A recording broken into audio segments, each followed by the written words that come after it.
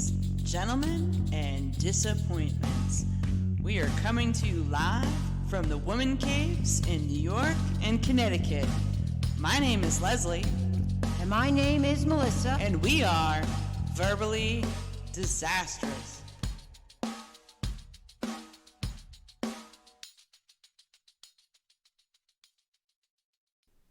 Hello, everyone. For this episode, it's just going to be yours truly, Leslie. Every once in a while, I stumble upon a decent topic on Quora, and I write it for my blog, so I said, why not make this a podcast episode? I've decided to write on and share the topic of love that I found again on Quora. More specifically, does a person become mentally weak while in the throes of passionate love? Love indeed has much power and impact on people. I am pleased to see the responses that come in a wide variety. I really like the thought and consideration that Gary Rocco put into his response. No subject quite impacts people from all walks of life quite like love. Love and death are the great equalizers in life. I am going to read the exact question posed, my response, and the 5 other responses to the question. Now the question is, do you think that those who fall in love are mentally weak people? Now I'm going to share my response. Love is what most humans on this earth seek. Love yields much power and can seep into almost every aspect of our lives. Love is not exclusive to poor or rich people, or a particular part of the globe, much less any form of demographics.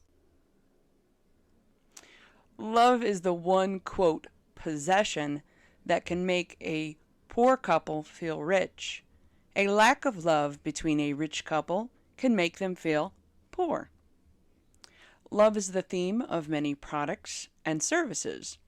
There are books, songs, movies, TV shows, all about it. Love can start a fight or smooth over conflict.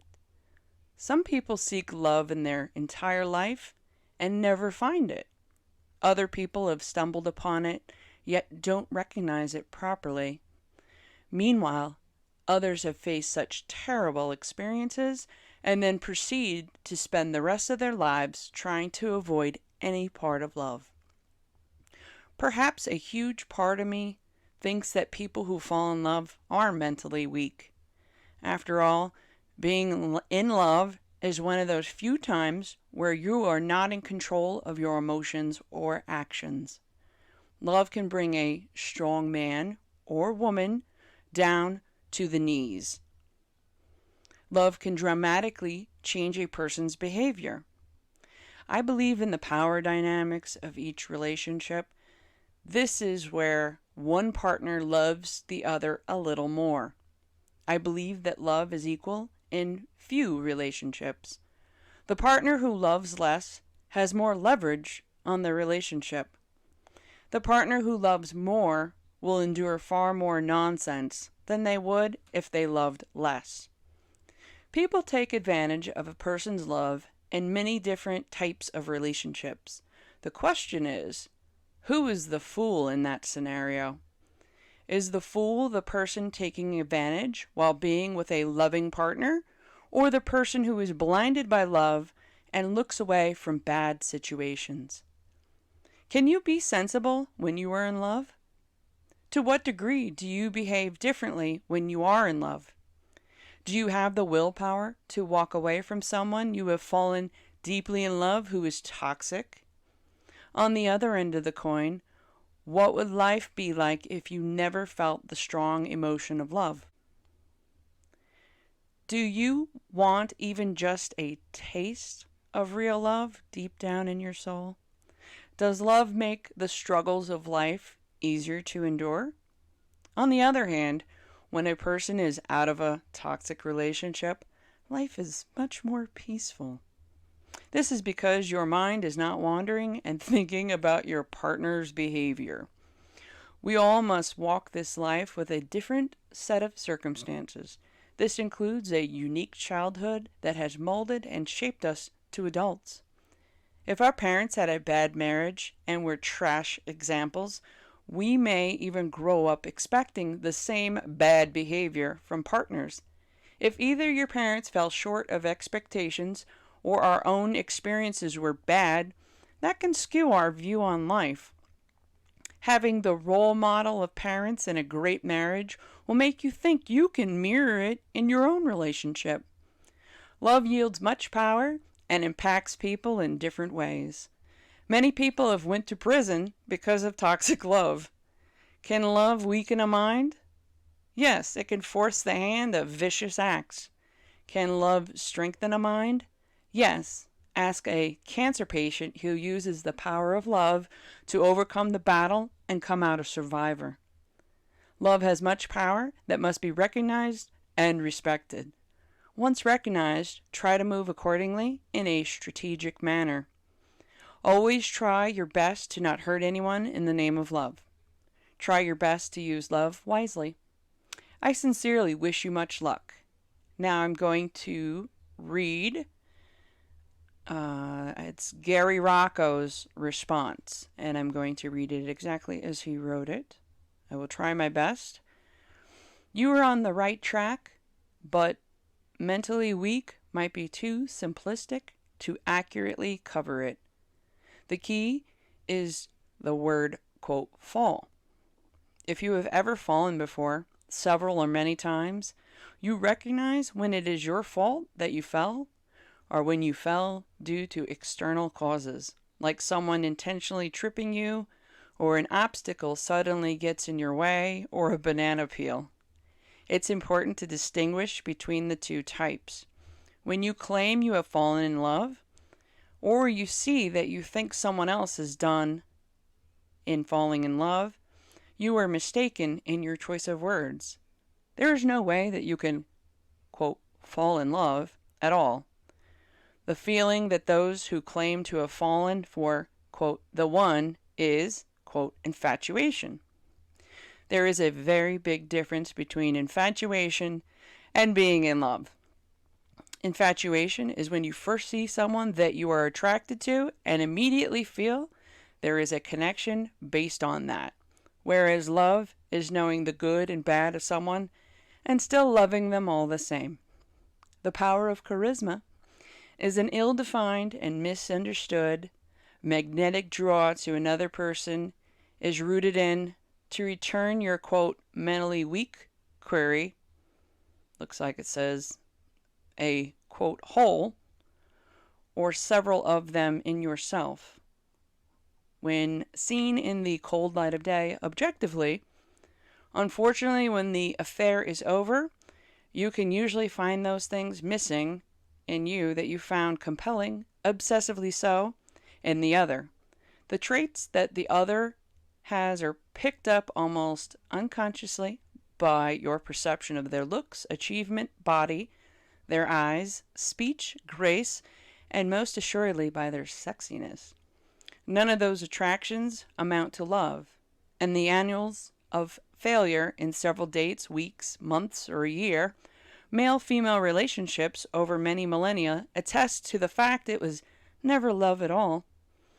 If you feel like you've fallen into a singular infatuation, and you will disregard this sound advice, I am certain, at least try and bring in the critical reasoning you were born with to recognize what they present, or you think they do, is missing in yourself.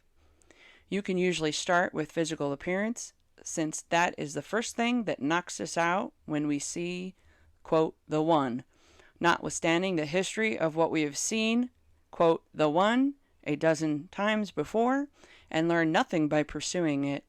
Call that mental weakness if you like, but generally weaknesses can be overcome with a disciplined approach to strengthening. Not so with this very unique trait in a man or woman. The psychosis that causes one to, quote, fall in love is much harder, if not impossible, to simply make stronger with exercise. The self examination of that psychosis is very, very tough to confront and even more resistant to repair. Example, if you feel like she is the most beautiful creature on the planet you have ever encountered, stops your clock in its tracks, then your feeling is sabotaging you. The intelligent reaction is to immediately pull back, stop feeling she is physically appealing more than you are, although it is likely accurate that she is. You need to now consider that is the crux of what is, quote, missing in you, and which she instantly feels. You feel she is much better looking than you are, and by allying yourself with her, should she acquiesce to your other charms, you too will be better looking. You must be, or she wouldn't want to be with you. Wrong. And that's whether or not she returns the, quote, can't get enough of you that you have for her. The delirious pleasure, unlike anything else on earth, than maybe owning Amazon at $8 a share and still holding it. This oxytocin sudden neurochemistry result cements our obsession and sets the fuse alight to C4 for an eventual explosion that blows the relationship apart. It was never based in, quote, love. The way fire-breathing dragons, if you, quote, fall in love, remember you have, quote, fallen. Not usually a preferred eventuality by anybody but someone with a sturdy, no-fail parachute. By Gary Rocco. Moving on to the next quote by Dorothy Sortino. To the contrary, falling in love makes you somehow vulnerable to betrayal, lies, etc. So I would think those who wish to fall in love know the risks and are willing to take them. So no, they cannot be mentally weak. I would say they have a big heart and want to share that with someone special. Moving on to Danny with 2 eyes, B. Yes and no, because love makes you full and strong. It makes you want to keep living because you know that someone is here for you and actually cares about you. But love also makes you weak because if they cheat on you or leave you or some, you will have such a pain. Moving on to the next quote by Renelle Eaton. Well, maybe. I have seen people fall in love in 24 hours. After a week, they want his baby. And they wonder why the guys run for the hills. Very funny, Renelle. Moving on to Hind Taboob. The complete opposite. You need to be mentally strong and healthy to be able to tap into one of the highest vibrations, such as love. Now that I have read all of the feedback to you, what do you think? Obviously, leave a comment. You can go to my website at www.constructiontales, which is written as TALES.com,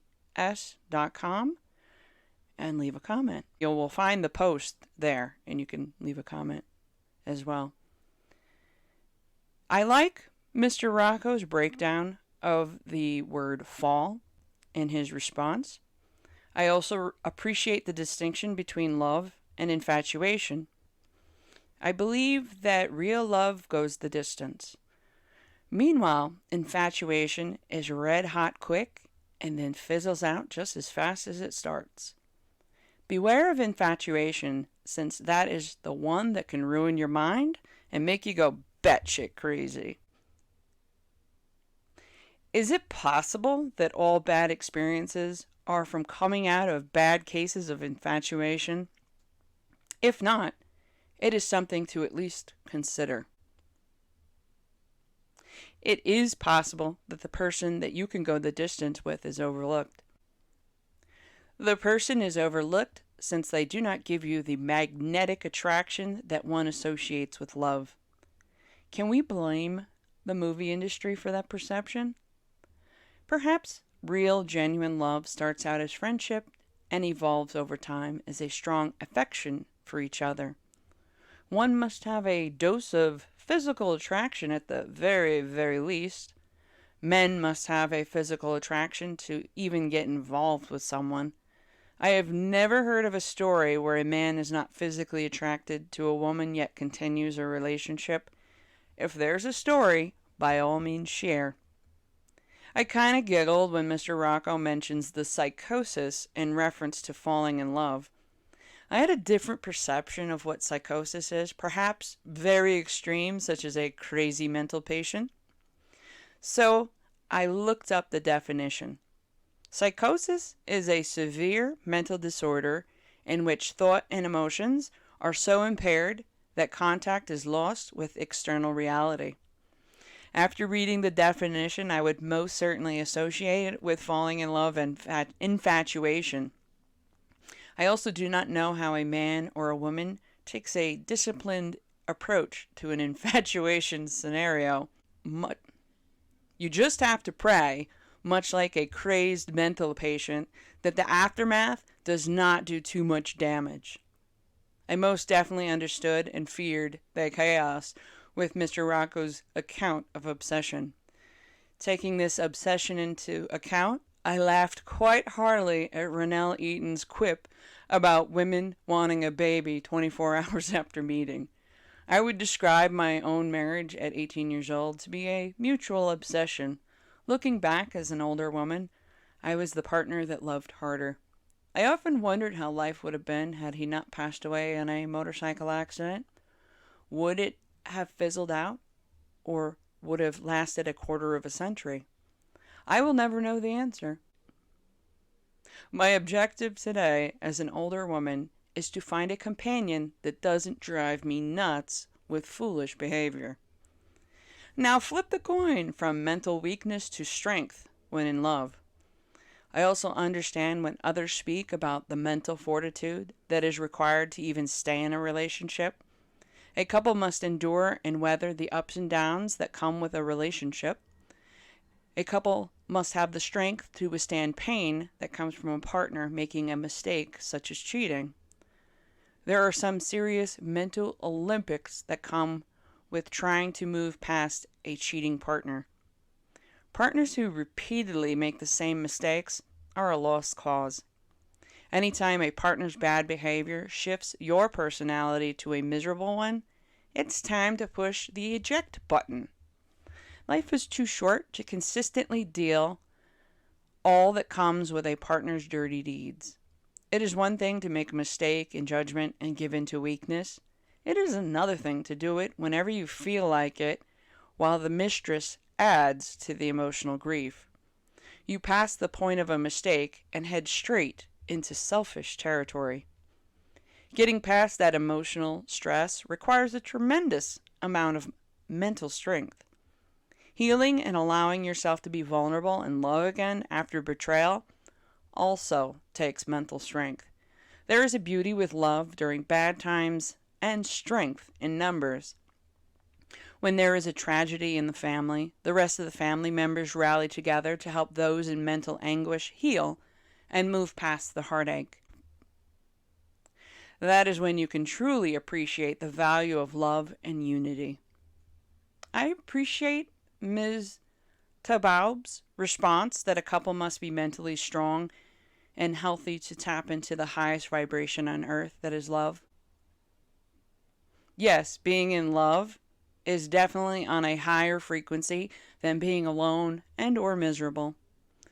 People in love have a glow in their personality and on their external shell. Many others can tell when a person is in love since they burst at the seams with joy. No matter where you are in life, I wish you joy and good vibes. We are all on this planet to walk our path and learn many lessons. We learn our biggest lessons with pain. The good and bad lessons give us strength and growth.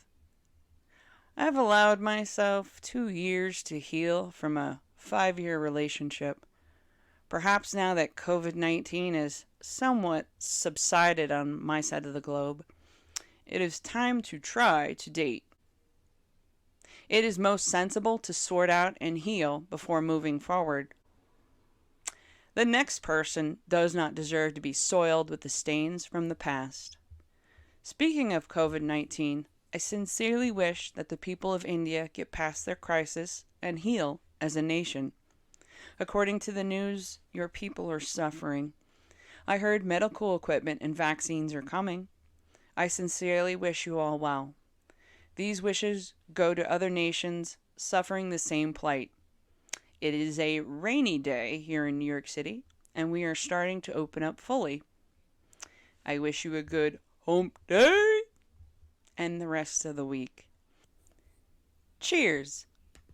Leslie M. Jasper, author and host of the Verbally Disastrous podcast, now alive on many platforms that include Acast, Anchor, Apple Podcasts, Breaker, Castbox, Deezer, Google Podcasts, iHeartRadio, Listen Notes, Overcast, Player FM, Pocket Casts, Podbean, Chaser, Podcast Addict, Podcast Gang, Radio Public, SoundCloud, Soundtrap, Spotify, Stitcher, TuneIn, and YouTube. The audio blog, Verbally Disastrous Podcast, and Construction Tales blog, now available on Acast, Anchor, Apple Podcasts, Breaker, Castbox, Deezer, Google Podcasts, iHeartRadio, Listen Notes, Overcast, Player FM, Pocket Cast, Podbeam, Podchaser, Podcast Addict, Podcast Gang, Radio Public, SoundCloud, Spotify, Stitcher, and TuneIn. For more information, head over to my blog and website at www.constructiontales.com. Again, I wish you a great day and the rest of the week. Cheers. This wraps up another episode on the Verbally Disastrous podcast that can be found on Spotify, SoundCloud, and YouTube. For more information, head over to www.constructiontales.com. Thank you for listening, and have a great one.